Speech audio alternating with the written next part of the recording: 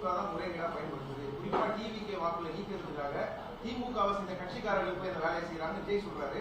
பாஜகவும் திமுகவும் சேர்ந்துக்கிட்டு தமிழ்நாட்டில் எஸ்ஐஆர் அது அவங்க மைண்ட் செட் மாறல இன்னும். அதாவது டிஎம்கே எதிர்ப்புங்கிறது மட்டுமே ஒரு அளவுகோலா வைத்துக்கொண்டு அவர்கள் அரசியல் செய்கிறார்கள்.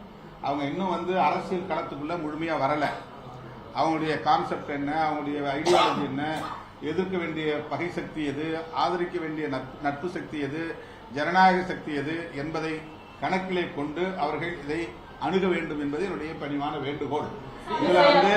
இதுல திமுகவே எஸ்ஐஆருக்கு எதிராக தான் இருக்கு. அப்புறம் திமுக டிவிகேவுக்கு எதிராக செயல்படுதுன்னு சொல்வதுங்கிறது ரொம்ப வினோதமாக இருக்கிறது. இது ஏற்புடையதாக இல்லை. அவங்க மைண்ட் செட் ஒரே ஒரு விஷயத்துல ஸ்டிக் ஆன் ஆயிருக்குது.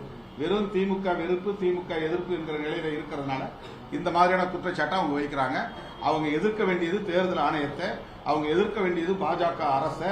ஆனால் நடிகர் நம்முடைய தவிக தலைவர் விஜய் அவர்களுடைய அந்த வீடியோவில் ஒரே ஒரு வார்த்தை கூட பாஜகவை பற்றியோ தேர்தல் ஆணையத்தை பற்றியோ அவர் பேசவே இல்லை. அவருக்கு இதெல்லாம் யாரும் சுட்டிக்காட்டவில்லை என்ற ஒரு சந்தேகம் நமக்கு எழுகிறது. கூட போலான்னு சொல்லி தேர்தல் ஆணையம் சொல்லுது. ஒரு 50 ஃபார்மும் ஒரு